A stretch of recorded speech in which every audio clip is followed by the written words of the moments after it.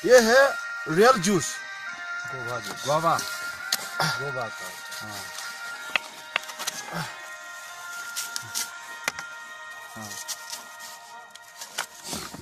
ये है। ये हमारा ऐसे करके पतीला का अंडे में डाल के गर्म करके पीना पड़ता है। हाँ। उसके बाद ग्लेशियर में अंडा आता है। ये है पत्थर का जैसा। ये आदमी का असली भी नहीं पता। नहीं है, ये देखो, ये हमने कितना मारा मजबूरी से बनाना पड़ता है। इतना टुकड़ा है बे। ये थोड़ा सा छिलने से भी ये देख, ये है ग्लेशियर का अंडा। टमाटर, ये ग्लेशियर में नौकरी करना इतना आसान भी नहीं है, क्योंकि यहाँ पे -40 से 70 तक टेम्परेचर डाउन हो जाता है। बर्फ में दफन चुपचाप रहते हैं वो, बिगुल बजते ही उठकर चलने को तैयार। ये वो शब्द हैं जो इंडियन बेस कैंप सियाचिन पर एक मेमोरियल पर गड़े मिलते हैं। आज की इस वीडियो में जानिए सियाचिन पर कैसी होती है सैनिकों की जिंदगी। ये सियाचिन है दुनिया का सबसे ऊंचा युद्ध क्षेत्र। इस हड्डियां जमा देने वाली ठंड में भारतीय जवान बेहद ही कड़ी चुनौतियों से जूझते हुए देश की सुरक्षा में तत्पर रहते हैं। अगले पल यहाँ क्या होने वाला है इसका कोई अंदाजा भी नहीं लगा सकता। ऐसे में हमारे देश के जवान दुश्मनों के साथ साथ -40 डिग्री तक की ठंड, बर्फीले तूफान और हिमस्खलन जैसी चुनौतियों का सामना कैसे करते हैं, जानने के लिए इस वीडियो को पूरा देखें, क्योंकि इसे देखकर आप सियाचिन पर ड्यूटी दे रहे उस जवान की देशभक्ति और समर्पण को सलाम करेंगे जो इस वक्त भी वहां तैनात देश की रक्षा कर रहा है। नमस्कार दोस्तों और स्वागत है आप सभी का द मिस्टिका लैंड पर एक बार, जहां मौसम क्रूर है, जिंदगी हर पल दांव पर लगी रहती है। दुनिया की सबसे ऊंची बैटलफील्ड है सियाचिन, जहां आम इंसान के रहने की सीमाएं खत्म हो जाती हैं। इतनी ऊंचाई पर हमारे देश के जाबाज सिपाही जान हथेली पर लिए देश की सुरक्षा के लिए हमेशा तैनात रहते हैं।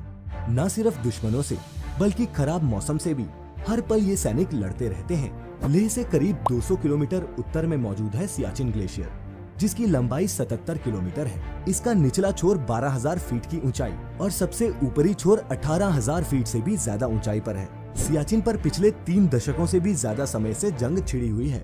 इसके पश्चिम में साल्टोरो रिज है और उत्तर में इंदिरा कोल है, जो भारत का सबसे उत्तरी छोर है। भारतीय सेना सियाचिन ग्लेशियर और साल्टोरो रिज पर तैनात है।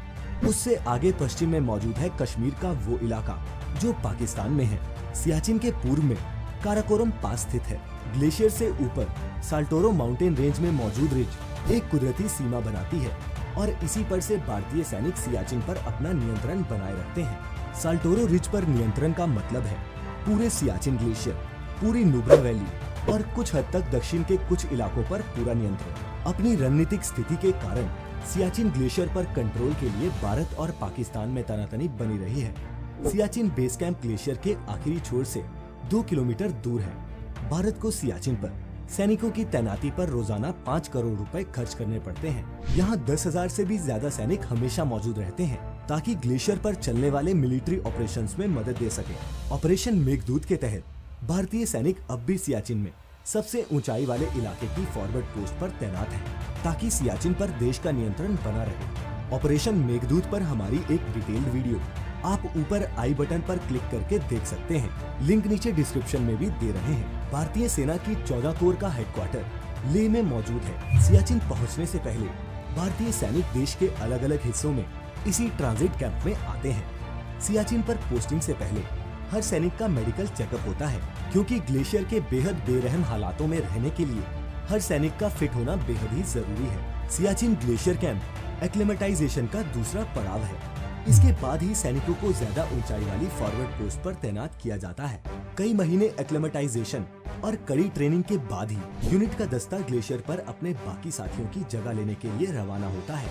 ये सैनिकों के लिए एक महत्वपूर्ण क्षण होता है, क्योंकि उन्होंने ग्लेशियर पर जिंदगी के अनुभव तो अपने साथियों से बहुत सुने होते हैं, लेकिन अब उन अनुभवों को वो खुद महसूस करने के लिए वहाँ जा रहे होते हैं। ग्लेशियर पर जाते हुए सैनिक तो फिट होते हैं, लेकिन लौटकर आने वाले उनके साथियों की हालत ठीक नहीं होती। उनकी स्किन कई जगह से जल गई होती है, वजन कई किलो कम हो चुका होता है। ग्लेशियर उनके जीवन की सबसे कठिन ड्यूटीज में से एक है, इसका इन सैनिकों को अंदाजा होता है। ग्लेशियर पर ऑपरेशंस का काम काफी हद तक आर्मी एविएशन कोर की ऑन एयर सपोर्ट पर निर्भर करता है। ग्लेशियर पर ज्यादातर सैनिकों की जान के लिए खतरा कम ऑक्सीजन और बेहद खराब मौसम की वजह से पैदा होता है। सियाचिन के बदलते और बेहद खतरनाक मौसम में हर सैनिक की जिंदगी एविएटर्स पर ही निर्भर करती है। हिंदुस्तान एरोनॉटिक्स लिमिटेड ने चीता हेलीकॉप्टर में कुछ ऐसे बदलाव किए जिससे इन्हें इतनी ऊंचाई पर उड़ाया जा सके।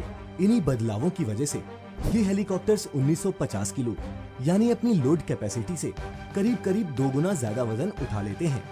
सियाचिन में इन हेलीकॉप्टर्स को रोज इनकी तकनीकी क्षमताओं तक उड़ाया जाता है। ट्रांसपोर्टेशन और जरूरी सामान पहुंचाने के साथ साथ ये कोर सर्च, रेस्क्यू और मेडिकल इवैक्यूएशन जैसे जरूरी काम भी करते हैं। लेकिन फिर भी यहाँ मौसम इतना कठोर है कि उन्नत तकनीक के इक्विपमेंट्स और हवाई सपोर्ट के बावजूद यहाँ दुश्मनों से ज्यादा जानें ग्लेशियर खुद लेता है।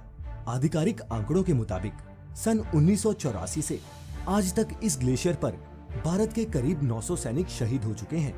सियाचिन वॉर मेमोरियल उन भारतीय सैनिकों की याद में बनाया गया है जिन्होंने सियाचिन वॉर में अपनी जानें कुर्बान की। हर साल करीब 6000 टन जरूरत की चीजें ग्लेशियर तक पहुंचाई जाती हैं। इस सामान के बिना वहां जिंदा रहना नामुमकिन है। ऑपरेशन मेघदूत दुनिया में सबसे लंबे समय से चला आ रहा एयर सप्लाई ऑपरेशन है जिसे पूरे साल जारी रखना पड़ता है। पायलट्स को पूरे साल में उड़ान भरने लायक करीब 200 दिन ही मिलते हैं, उसमें भी जहां हेलीकॉप्टर्स सुबह से लेकर दोपहर तक ही ऑपरेट कर सकते हैं। इंडियन आर्मी ने यहाँ 21,000 फीट पर दुनिया का सबसे ऊंचा हेलीपैड भी बनाया है जिसे सप्लाईज पहुँचाने के लिए पूरे साल इस्तेमाल में लाया जाता है। ग्लेशियर पर तैनात हर सैनिक को दी जाने वाली पोशाक की कीमत 55,000 रुपए से ज्यादा होती है। अत्याधुनिक तकनीकों से बनी ये पोशाक सैनिक को तेज हवा, फ्रॉस्ट बाइट और ठंड से बचाती है। सियाचिन पर जवानों के लिए एक और बड़ी चुनौती है बर्फीले पहाड़ों पर चढ़ना, जिसके लिए उन्हें बर्फ पर चढ़ने के लिए खास तरह के जूते दिए जाते हैं जिनका वजन लगभग 3 किलो होता है। इन जूतों में नुकीली कीलें लगी होती हैं जो बर्फ में ग्रिप बनाने में मदद करती हैं। साथ ही हर एक जवान अपनी जरूरत की सारी चीजें एक बैग में लेकर चलता है जिसका वजन 30 से 35 किलो तक होता है। चूँकि ग्लेशियर पर तापमान अक्सर -50 डिग्री के नीचे चला जाता है, जवानों के लिए फ्रॉस्ट बाइट का खतरा भी बना रहता है।